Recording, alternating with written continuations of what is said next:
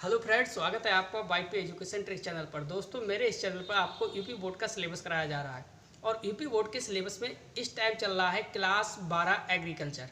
Class 12 agriculture की क्या चल रही है? जूलॉजी। ठीक है। और जूलॉजी में दोस्तों 6 चैप्टर हमारे समाप्त हो चुके हैं, यानी 6 चैप्टर हमारे समाप्त हो चुके हैं और इस वीडियो में हम लेके आए हैं दोस्तों 7वां चैप्टर। बहुत जल्द से जल्द आपकी zoology A to Z complete करा दूंगा। जो 7वां चैप्टर है वो दोस्तों है फाइलम एनिलिडा। क्या है? Phylum Annelida, sorry phylum arthropoda. Annelida तो दोस्तों पिछला वाला चैप्टर था। फाइलम एनिलिडा 6 चैप्टर था। अब ये कौन सा चैप्टर है? Phylum arthropoda. क्या नाम है? Phylum arthropoda. और फाइलम आर्थ्रोपोडा दोस्तों सबसे लंबा फाइलम है। सभी फाइलमों से लंबा फाइलम कौन सा है? संघ आर्थ्रोपोडा। जिसमें हम क्या पढ़ेंगे वो मैं आपको बता देता हूँ। देखिए, इसमें पढ़ेंगे हम रेशम कीट पढ़ेंगे, मधुमक्खी पढ़ेंगे और इसके बाद दीमक पढ़ेंगे। अब आपको बता दूँ, इस चैप्टर से 6 से 8 मार्क्स का आना ही आना है, ये फिक्स है। इस चैप्टर के बिना दोस्तों एग्जाम में पेपर आपका जूलॉजी का नहीं बनेगा। इसलिए ये चैप्टर बहुत ही इम्पोर्टेंट चैप्टर है। इस चैप्टर को आप बारीकी से पढ़ना, जितना समझाया जाए उतना आप कवर करना।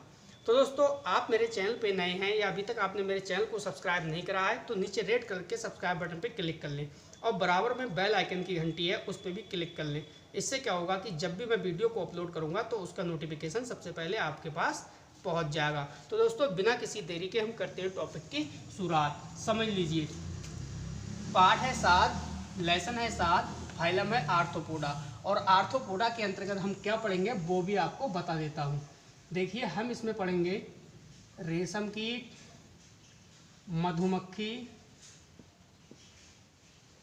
मधुमक्खी कौमा दीमक। इन 3 टॉपिक का अच्छे से अध्ययन करेंगे। तो दोस्तों, जो आपका विकल्प आता है 1 नंबर का, 1 नंबर वाले 5 क्वेश्चन जो आपके एक लाइन के यानी 1 लाइनर क्वेश्चन आते हैं वो, ठीक है। सारे क्वेश्चन जो 10 साल तक आपके आए हुए हैं एग्जाम में, यूपी बोर्ड एग्जाम में 10 सालों से लगातार पूछे जा रहे हैं। इस वीडियो में वो सारे मैं क्वेश्चन, इंपॉर्टेंट क्वेश्चन कराने जा रहा हूँ, ठीक है। अगर वीडियो आपको पसंद आती है तो प्लीज़ वीडियो को लाइक करिए और अपने दोस्तों को शेयर करिए। देखिए, पहला क्वेश्चन है आपका, पहला प्रश्न है आपका, खुला परिसंचरण। क्या? खुला परिसंचरण तंत्र पाया जाता है। आपसे ये क्वेश्चन पूछेगा कि खुला परिसंचरण तंत्र पाया जाता है किसमें? वो 4 ऑप्शन देगा, लेकिन मैं यहाँ ऑप्शन नहीं दे रहा, मैं सीधे सीधे आपको आंसर बताऊंगा और याद भी करवाऊंगा आपको ट्रिक से। खुला परिसंचरण तंत्र पाया जाता है किसमें? तो दोस्तों वो है कॉकरोच में। किसमें पाया जाता है? कॉकरोच में। अब आप इसका आंसर एग्जाम तक कैसे ध्यान रखोगे? देखो, एक बात आपको पता है, देखिए का के बाद क्या आता है बेटा? खा। का के बाद क्या आता है?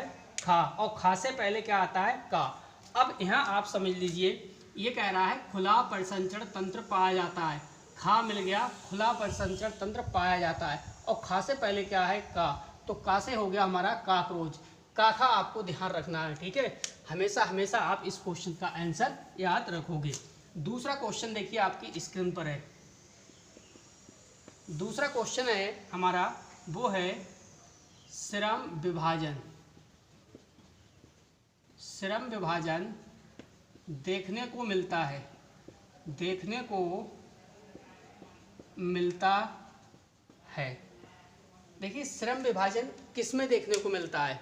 आप सोचो। देखिए, मधुमक्खियाँ होती हैं, मधुमक्खियाँ होती हैं, इसमें कुछ सैनिक्स होते हैं, कुछ वर्कर्स होते हैं, कुछ रानी मक्खियाँ होती हैं। ये देखिए कितना श्रम करते हैं अपना, किसके लिए? अपने को शहद प्राप्त करने के लिए वो लोग कितना श्रम करते हैं। इसलिए यहाँ से पकड़ लेना कि श्रम विभाजन किस में देखने को मिलता है? मधुमक्खी में। तो सीधे सीधे आपका आंसर होना चाहिए क्या? मधुमक्खी। मधुमक्खी में। अब मैं एक ट्रिक आपको और पहचान की बता रहा हूँ। देखिए यहाँ लिखा है श्रम, क्या लिखा है? श्रम विभाजन। क्या लिखा है? श्रम विभाजन। अब श्रम में क्या आया है? माँ। क्या आया है? माँ। श्रम का माँ पकड़ लेना और यहाँ से मधुमक्खी से क्या पकड़ लेना? माँ। माँ से मधुमक्खी और श्रम में माँ। श्रम से क्या है? श्रम विभाजन देखने को मिलता है किसमें? मधुमक्खी में। तो यहाँ से कीवर्ड्स इसके पकड़ना। माँ श्रम में क्या आ रहा है? माँ। माँ से पकड़ लेना मधुमक्खी। तो आपको हमेशा हमेशा के लिए याद हो जाएगा। अब बात करते हैं प्रश्न नंबर 3 की। ठीक है दोस्तों, वीडियो को अभी तक आपने लाइक नहीं करा तो प्लीज़ वीडियो को लाइक करिए। बहुत ही मोस्ट इंपॉर्टेंट क्वेश्चन आपके लिए लेके आया हूँ। ठीक है, अगला क्वेश्चन है रॉयल जेली। क्या है? Royal jelly. Royal jelly question आता है बहुत ज़्यादा। रॉयल जेली का स्त्रावण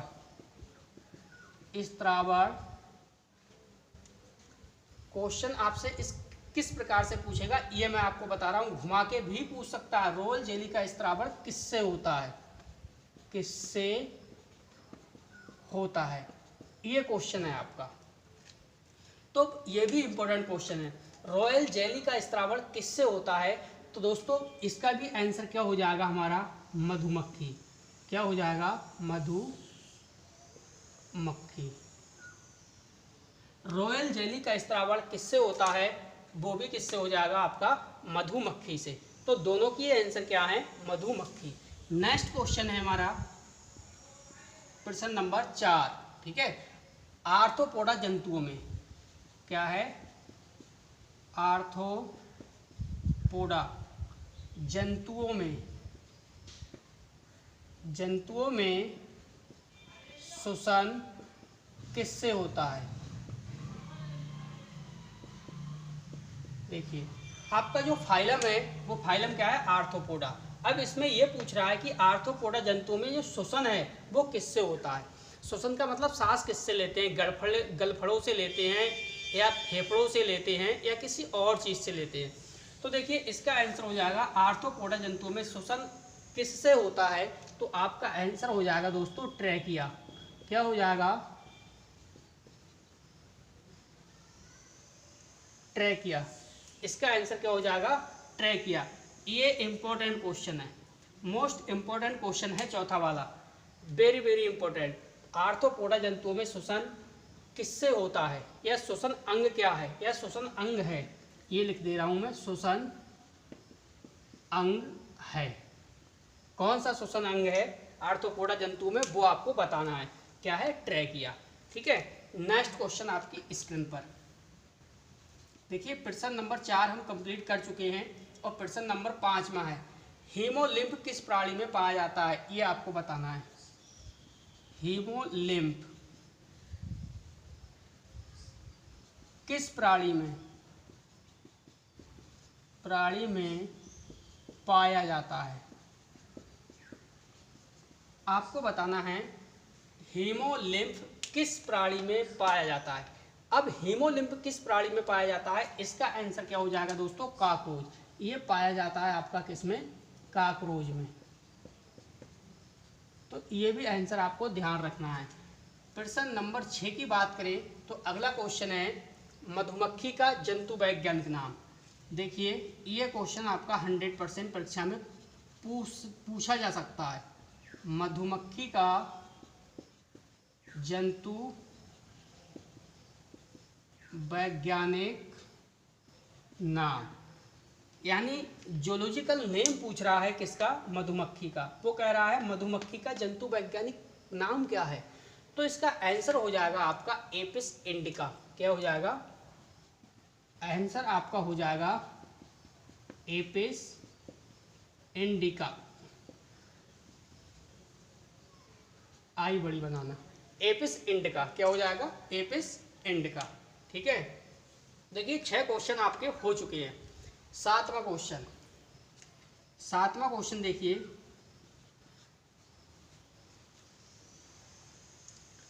7वां क्वेश्चन है काकरोच के हीमोलिम्फ में, किसमें? हीमोलिम्फ में। काकरोच के हीमोलिम्फ में श्वसन वर्णक होता है। क्या? श्वसन बड़क होता है। अब आप इस क्वेश्चन को समझिए। कह रहा है काकरोच के हीमोलिम्फ में श्वसन बड़क होता है। भाई साहब ये आपको ध्यान रखना है कि काकरोच के हीमोलिम्फ में श्वसन बड़क नहीं होता है। ये आपको बताना है। क्या होता है? नहीं होता है। नहीं का मतलब क्या होता है बेटा? अब्सेंट होता है। अब्सेंट, इसका आंसर है नहीं, या अब्सेंट लिख सकते हो। काकरोच के हीमोलिम्फ में श्वसन बड़क नहीं होता है। तो दोस्तों वीडियो को आपने लाइक नहीं करा तो प्लीज़ वीडियो को लाइक करिए। चलते हैं नेक्स्ट क्वेश्चन की तरफ। अगला क्वेश्चन देखिए, प्रश्न नंबर 8। प्रश्न नंबर 8 है हमारा, तिलचट्टे की लार में कौन सा एंजाइम पाया जाता है? किसके? तिलचट्टे की लार में कौन सा एंजाइम पाया जाता है? आपको इसका आंसर बताना है। वो ये कह रहा है कि तिलचट्टे की लार में कौन सा एंजाइम पाया जाता है। तो इसका आंसर बिल्कुल सरल है और ट्रिक के माध्यम से बताऊंगा इसका आंसर आपको कैसे याद रखना है। देखिए कह रहा है तिलचट्टे की लार में कौन सा एंजाइम पाया जाता है। तो आंसर हमारा हो जाएगा क्या? एमाइलेज। क्या हो जाएगा? एमाइलेज। एमाइलेज क्या हो जाएगा? एमाइलेज। एमाइलेज, जो एमाइलेज है वो तिलचट्टे की लार में पाया जाता है। ये एमाइलेज क्या है? एंजाइम है। क्या है? एंजाइम है। अब आपको ध्यान कैसे रखना है? देखिए आपने जब डीएनए पढ़ा था ना, तो डीएनए में मैंने बताया था कि आपको दो बातें ध्यान रखनी है, एटी और जीसी। ये मैंने आपको फार्मूला बताया था, याद होगा, वीडियो देखी होगी तो। ए का मतलब बताया था एडेनिन, टी का मतलब बताया था थाइमिन। तो यहाँ पे यही फंडा लगा लेना, एटी। क्या लगा लेना? एटी। देखिए टी से ध्यान रखना है तिलचट्टा, टी से ध्यान रखना तिलचट्टा, और ए से ध्यान रखना एमाइलेज। जब भी तिलचट्टे की लार में कौन सा एंजाइम पूछा जाए, तुरंत ऑप्शन आएगा तो आपके दिमाग में आ जाना चाहिए एटी। ए से क्या हो जाएगा? एमाइलेज। ठीक है, नेक्स्ट क्वेश्चन की तरफ चलते हैं। देखिए दिखाई दे दिया पूरा, देखिए एमाइलेज। ये दोस्तों लिखा हुआ है एमाइलेज एंजाइम। ठीक है, क्वेश्चन था तिलचट्टे की लार में कौन सा एंजाइम पाया जाता है, तो आंसर क्या हो जाएगा? एमाइलेज। नेक्स्ट क्वेश्चन देखिए, नेक्स्ट क्वेश्चन है हमारा, ये चैप्टर 7 है। अगला क्वेश्चन है हमारा, वो है दो लाभदायक कीटों के नाम बताइए। देखिए प्रश्न कह रहा है दो लाभदायक कीटों के नाम बताओ। आपको दो लाभदायक कीटों के नाम बताने हैं। ठीक है, दो लाभदायक कीटों के नाम बताइए। तो एक तो हो जाएगा आपका दीमक,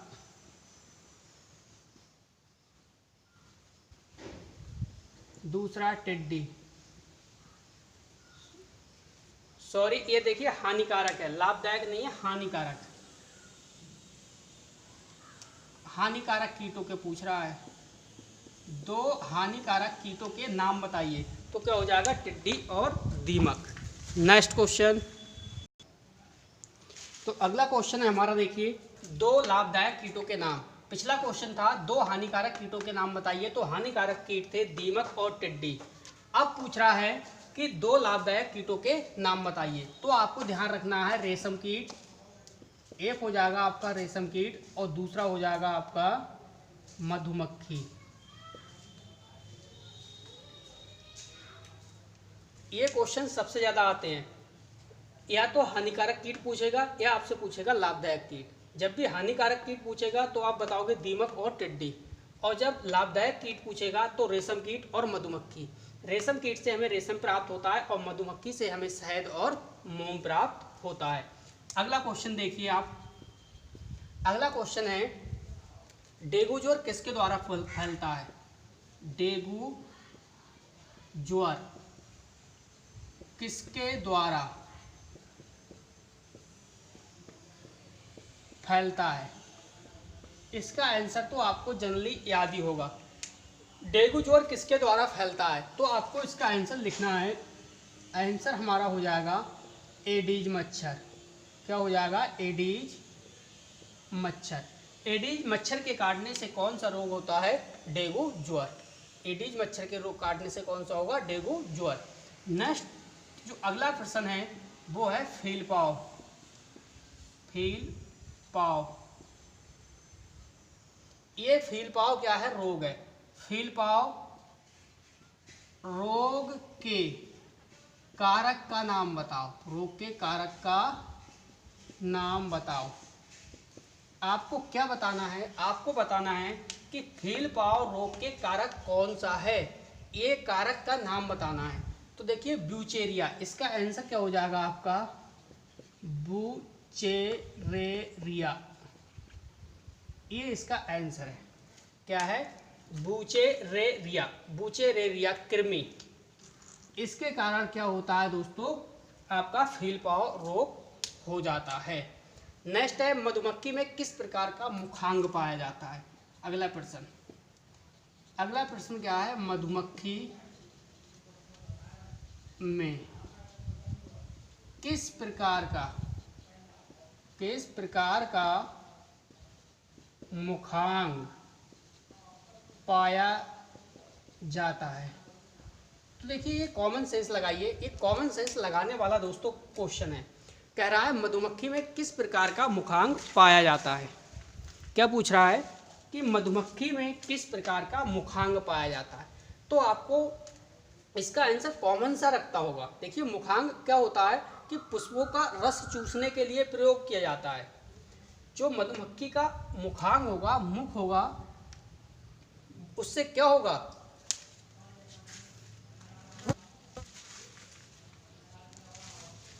इससे देखिए क्या होगा, आप सीधे सीधे लिख सकते हो उत्तर पुष्पों का रस चूसने के लिए मुखांग का उपयोग किया जाता है। मुखांग का उपयोग किया जाता है। किसका? पुष्पों का रस चूसने के लिए मधुमक्खी के मुखांगों का उपयोग किया जाता है। यह चूसने के लिए उपयोजित होते हैं, ये लिख सकते हो भाई। पुष्पों का रस चूसने के लिए उपयोग किए जाते हैं, ये लिख सकते हो, कुछ भी लिख सकते हो। ठीक है, क्वेश्चन हमारा फिर से समझ लीजिए। मधुमक्खी में किस प्रकार का मुखांग पाया जाता है? तो आंसर हमारा था पुष्पों का रस चूसने के लिए मुखांग का उपयोग किया जाता है। नेक्स्ट क्वेश्चन, अगला जो प्रश्न है ये इंपॉर्टेंट प्रश्न है। घरेलू मक्खी का प्राणी वैज्ञानिक नाम, ये आपको बताना है। घरेलू मक्खी का, किसका? घरेलू मक्खी का जंतु वैज्ञानिक नाम। जंतु वैज्ञानिक नाम। दोस्तों घरेलू मक्खी का जंतु वैज्ञानिक नाम इंपॉर्टेंट क्वेश्चन है, ये हर स्टूडेंट को पता होना चाहिए। क्वेश्चन है हमारा घरेलू मक्खी का जंतु वैज्ञानिक नाम। तो आपको बता दूं मस्का नेबुलो। क्या हो जाएगा इसका आंसर? मस्का। देखिए इसका आंसर हो जाएगा मस्का नेबुलो, ये इसका आंसर है। मस्का नेबुलो, मस्का नेबुलो, मस्का नेबुलो। घरेलू मक्खी का जंतु वैज्ञानिक नाम क्या है? मस्का नेबुलो। अगला क्वेश्चन देखिए। अगला क्वेश्चन है दो सामाजिक कीटों के नाम बताइए। दो सामाजिक कीटों के नाम बताओ। क्या पूछ रहा है ये? दो सामाजिक कीटों के नाम पूछ रहा है, तो वो आपको बताने हैं। देखिए सामाजिक कीट तो आपके क्या हो जाएंगे? एक तो आप आंसर लिख दो सीधे सीधे आंखें मीच के, मधुमक्खी। क्या हो जाएगा? मधुमक्खी, क्योंकि मधुमक्खी समाज के अंतर्गत आता है, सामाजिक कीट है। दूसरा लिख सकते हो आप इसमें दीमक। क्या लिख सकते हो? दीमक। तो दोस्तों ये था क्वेश्चन। देखिए क्वेश्चन इस प्रकार से था, दो सामाजिक कीटों के नाम बताइए। तो सामाजिक कीट कौन कौन से हैं? मधुमक्खी और दीमक। चलिए देखते हैं नेक्स्ट क्वेश्चन। दोस्तों वीडियो को लाइक नहीं करा तो प्लीज़ वीडियो को लाइक करिए। नेक्स्ट क्वेश्चन है हमारा, अगला क्वेश्चन देखिए आपकी स्क्रीन पर है। अगला क्वेश्चन इंपॉर्टेंट क्वेश्चन है, ये क्वेश्चन बहुत ही ज़्यादा इम्पोर्टेंट है दोस्तों, ये ध्यान रखना आप। क्वेश्चन है शहतूत, क्वेश्चन क्या कह रहा है, शहतूत रेशम कीट का, किसका, शहतूत रेशम कीट का जंतु वैज्ञानिक नाम, जंतु वैज्ञानिक नाम बताओ। दोस्तों शहतूत रेशम कीट का क्या पूछ रहा है, ये जंतु वैज्ञानिक नाम पूछ रहा है। Very very important question. शहतूत के रेशम कीट का जंतु वैज्ञानिक नाम होता है दोस्तों बॉम्बॉक्स मोराई। क्या होता है, बॉम्बॉक्स मोराई। अगर मैं इंग्लिश में लिखूंगा तो BOMBX, बॉम्बॉक्स, BOMBYX, BOMBYX, बॉम्बॉक्स मोराई। ये तो है इंग्लिश में। अगर मैं हिंदी में लिखूंगा तो ये हो जाएगा बॉम्बॉक्स। एक सेकेंड रुकिए, ये आपका हो जाएगा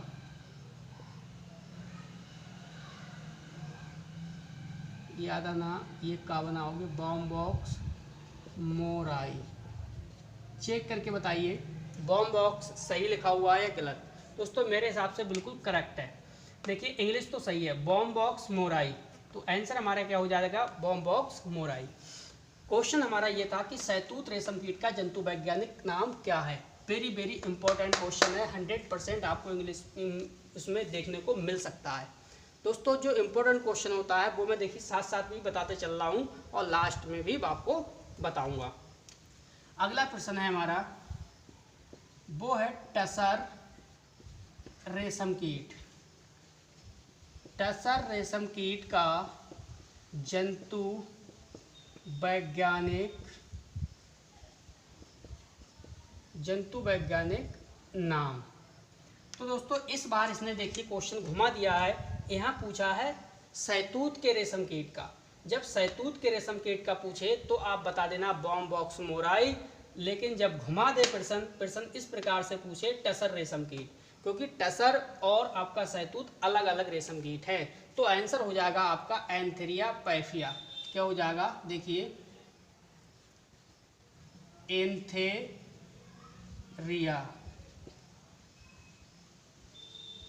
पैफिया, ये आपका उत्तर हो जाएगा इसका। क्वेश्चन था टसर रेशम कीट का जंतु वैज्ञानिक नाम बताइए, आंसर हमारा था एंथेरिया पैफिया। दोस्तों बोर्ड एग्जाम में अगर इस चैप्टर से जो भी क्वेश्चन आएगा इस वीडियो से 100% आपको देखने को मिलेगा, ये मेरी गारंटी है। अगला क्वेश्चन देखिए, आपसे अगला क्वेश्चन पूछ सकता है कि फाइलम, क्या पूछेगा, फाइलम आर्थ्रोपोडा के लक्षण बताइए, के लक्षण बताओ। अब आपको जब भी वो लक्षण पूछे, जब भी आप जनरल कैरेक्टर्स की बात करें, तो आपके दिमाग में एक ही पॉइंट आना चाहिए कि फाइलम आर्थ्रोपोडा के अंतर्गत आता क्या है। आपने देखा कि फाइलम आर्थ्रोपोडा के अंतर्गत रेशम कीट, मधुमक्खी और दीमक आती है, तो फिर आपको लक्षण किसके लिखने हैं, लक्षण आपको इसी के लिखने हैं, रेशम कीट, मधुमक्खी और दीमक के, कुछ नया नहीं बताना। तो देखिए फर्स्ट पॉइंट की अगर मैं बात करूं, आपको लक्षण बता रहा हूं, बिल्कुल सरल सरल सिंपल सिंपल। फर्स्ट पॉइंट है, देखिए सिर पर संयुक्त नेत्र पाए जाते हैं, नेत्र पाए जाते हैं। पहला पॉइंट हो गया आपका, सिर पर संयुक्त नेत्र पाए जाते हैं। क्या पाया जाता है, सिर पर संयुक्त नेत्र पाए जाते हैं। दूसरे अगर पॉइंट की बात करूं तो देखिए शरीर पर खंडयुक्त उपांग पाए जाते हैं, शरीर पर खंडयुक्त, कैसे, खंडयुक्त क्या पाया जाता है, उपांग पाए जाते हैं। अगर हम नेक्स्ट पॉइंट की बात करें तो ये कैसे होते हैं दोस्तों, एक लिंगी होते हैं। कैसे होते हैं, एक लिंगी होते हैं, ये आपको ध्यान रखना है। यह कैसे होते हैं, एक लिंगी होते हैं। दोस्तों 3 पॉइंट हो गए। चौथा पॉइंट आप समझ लीजिए। चौथा पॉइंट है, ये श्वसन किसके द्वारा, तो श्वसन गिल्स ट्रैकिया द्वारा होता है। श्वसन इसमें किस प्रकार से होता है, देखिए श्वसन गिल्स के माध्यम से, gills comma trachea, gills comma trachea के द्वारा होता है। श्वसन गिल्स कॉमा ट्रैकिया के द्वारा होता है। अब अगर नेक्स्ट पॉइंट की बात करूं, अगले लक्षण की बात करूं, तो आप लिखोगे रक्त परिसंचरण तंत्र खुले प्रकार का पाया जाता है।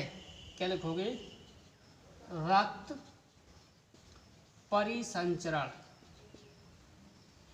तंत्र किस प्रकार का, खुले प्रकार का पाया जाता है। समझ गए। क्वेश्चन दोस्तों इस प्रकार से आपसे पूछेगा, एक बार आप समझ लीजिए इसे। क्वेश्चन है हमारा, देखिए हो जाएगा आपका कि फाइलम आर्थ्रोपोडा के प्रमुख लक्षण क्या हैं। लक्षण का मतलब है कैरेक्टर्स, जनरल कैरेक्टर्स आपसे पूछेगा फाइलम आर्थ्रोपोडा की।